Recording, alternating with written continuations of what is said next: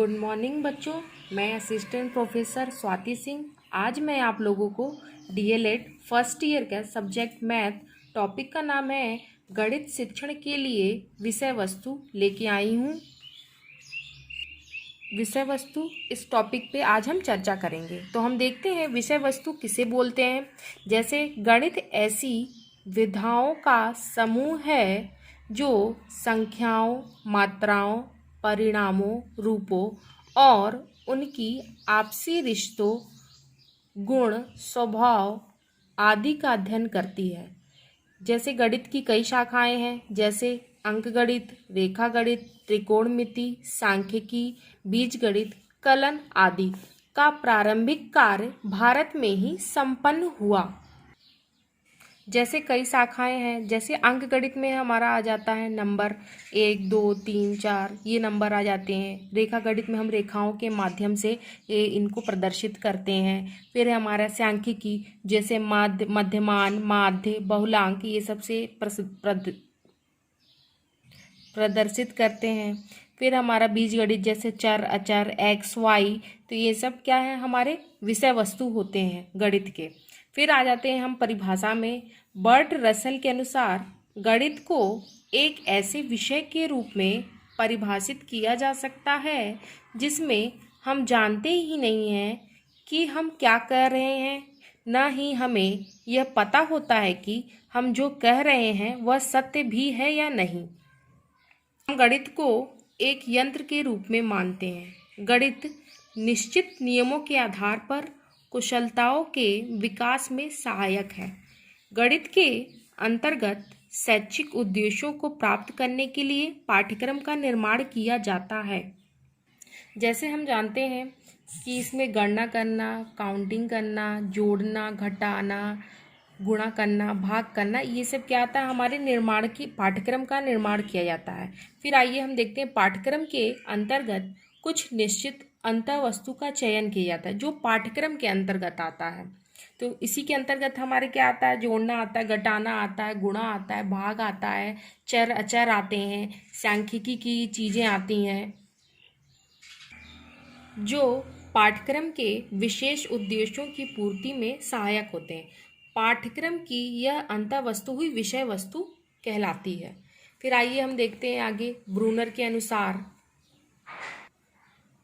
के अनुसार किसी विषय की पाठ्य वस्तु के लिए उसके स्वरूप को पहचानना पाठ्यक्रम के निर्माण के लिए सबसे अधिक वैध माना जाता है। उसका स्वरूप छात्रों के विकास और उद्देश्यों की प्राप्ति की दृष्टि से समुचित होना चाहिए। समुचित होना चाहिए कहने का तात्पर्य यह है कि विषय वस्तु से अभिप्राय अधिगम अनुभवों से है। पाठ्यचर्या की विषय वस्तु ऐसी होनी चाहिए कि छात्र ज्ञान अर्जन करके दैनिक जीवन में उसका सदुपयोग कर सके तथा वे मानव जीवन की वास्तविकता को समझ सके। आइए अब हम देखते हैं विषय वस्तु चयन के आधार पे क्या क्या चीज़ें हमें जरूरी है। पहला है रुचि। रुचि से तात्पर्य यह है ऐसे तथ्यों, विचारों और प्रत्ययों को सम्मिलित किया जाना चाहिए जिसमें छात्रों में विशिष्ट रुचियों का विकास हो। इस प्रकार हम कह सकते हैं कि छात्रों की परिपक्वता, पूर्व ज्ञान, अनुभवों के आधार पर होनी चाहिए रुचि। फिर दूसरा है हमारा आत्मनिर्भरता।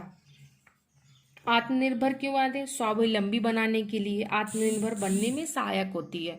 फिर तीसरा है हमारा अधिगम सीखना। अधिगम सीखना मतलब विषय वस्तु इस प्रकार होनी चाहिए इसमें कि छात्र इसे समझ सके, अनुभव कर सके और इसको और अधिक तरीके से सीख सके। फिर आते हैं हम बाध्यता। बाध्यता का मतलब ये होता है कि किसी भी पाठ्य योजना में समय, साधन, लागत जो लगती है वो उस पर निर्भर होती है, बाध्यता पर। अब हम बात करते हैं उपयोगिता।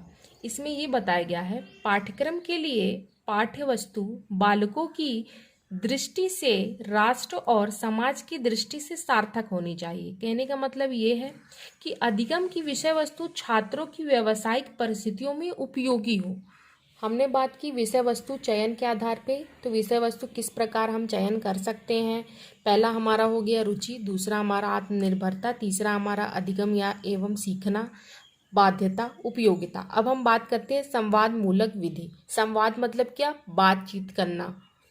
तो हम आइए देखते हैं इसकी अर्थ। संवाद दो या दो से अधिक लोगों के बीच एक लिखित या बोले गए वार्तालाप, विनिमय है या एक साहित्यिक और नाटकीय रूप है जो इस तरह के लेन देन को दर्शाता है।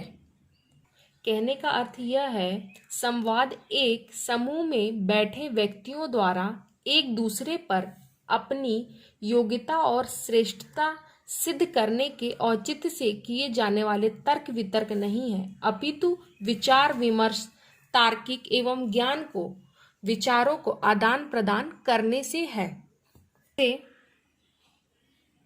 संवाद एक तर्क नहीं है, अपितु एक उद्देश्य प्रक्रिया है जो कि कुछ उद्देश्यों की प्राप्ति हेतु यथासंभव कम से कम कलह एवं कटुता के साथ संपादित की जाती है। कलह मतलब क्या, झगड़ा, लड़ाई। कटुता मतलब क्या,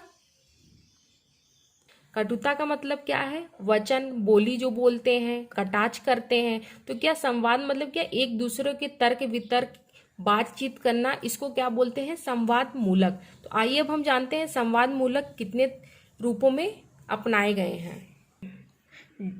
जैसे पहला है हमारा छोटे छोटे समूहों में कक्षा को बांटकर। दूसरा है पूरी कक्षा का एक समूह बनाकर। जैसे 50 बच्चे हैं तो 50 में 10-10 को 10-10 में डिवाइड कर देंगे तो हमारा एक छोटा छोटा समूह बन जाएगा। तो हम उसमें अपना वाद विवाद, तर्क वितर्क हम कर सकते हैं। या पूरी एक कक्षा को ले सकते हैं, 8th क्लास के बच्चों को ले लिए, 7th क्लास के बच्चों को ले लिए, तो उनमें तर्क वितर्क हम कर सकते हैं। फिर आइए हम जानते हैं संवाद मूलक विधि या पद कि इसके कितने स्टेप्स होते हैं। तो जैसा कि हमारा पहला है विषय वस्तु का चयन। विषय वस्तु के चयन में क्या होता है, संवाद के लिए विषय का चयन महत्वपूर्ण कार्य है, क्योंकि संवाद का विषय अच्छा होगा तो छात्र भी बढ़ चढ़कर हिस्सा लेंगे। इससे क्या, उनकी रुचि बढ़ेगी, मानसिक स्तर का अनुकूल होगा। विषय छात्रों के मानसिक स्तर के अनुकूल होगा।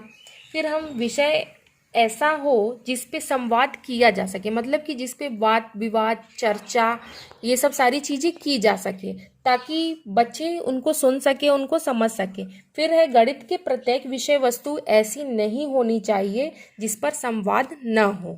फिर है हमारा संवाद हेतु तैयारियां, मतलब कि संवाद प्रक्रिया करने से पूर्व छात्रों को तैयार करना होता है जिससे कि संवाद में ठीक प्रकार से वो भाग ले सके। फिर तीसरा है हमारा संवाद मूलक प्रक्रिया का संचालन। संचालन का मतलब क्या होता है कि कहीं भी अगर हम संवाद करने जा रहे हैं या तर्क वितर्क करने जा रहे हैं या विचार विमर्श करने जा रहे हैं तो वहाँ पे उसका माइक संचालन अच्छा हो, बोलने की टेक्निक अच्छी हो, जो बात को वो कहना चाह रहा है उसका उद्देश्यपूर्ण बात हो, उसको ही संचालन की प्रक्रिया में रखते हैं। फिर हम आइए देखते हैं संवाद मूलक तरीके का मूल्यांकन। जो भी हमने संवाद किया है उसका मूल्यांकन क्या निकला, मतलब कि उसका निष्कर्ष क्या निकला है। तो क्या संवाद में क्या क्या कठिनाइयां हैं, क्या क्या कमियां रह गई हैं, उनको दूर करने के लिए उनका मूल्यांकन किया जाता है। किसका, संवाद मूलक का। जो भी हम वाद विवाद, विचार विमर्श कर रहे हैं, तर्क वितर्क कर रहे हैं, उनके लिए। फिर आइए हम देखते हैं संवाद मूलक तरीके के गुण कौन कौन से गुण होते हैं। इसमें छात्र सक्रिय रहते हैं। फिर छात्रों में चिंतन एवं तर्क शक्ति का विकास होता है। यह तरीका स्वतंत्र अध्ययन पर बल देता है। छात्रों में अपने विचारों की सुस्पष्ट रूप से प्रस्तुत करने की योग्यता विकसित होती है, मतलब कि इसमें छात्र अपने विचार को रख सकता है। फिर इसका हम देखते हैं सुझाव। सुझाव में क्या बताया गया है कि ऐसे विषयों का चयन किया जाना चाहिए जिन पर छात्र आसानी से उस विचार को व्यक्त कर सके, संवाद की पूरी तैयारी हो। फिर सभी छात्रों को बोलने के लिए प्रेरित किया जाए और तथ्यों के ज्ञान के साथ साथ तर्क शक्ति और निर्णय पर भी बल दिया जा सके।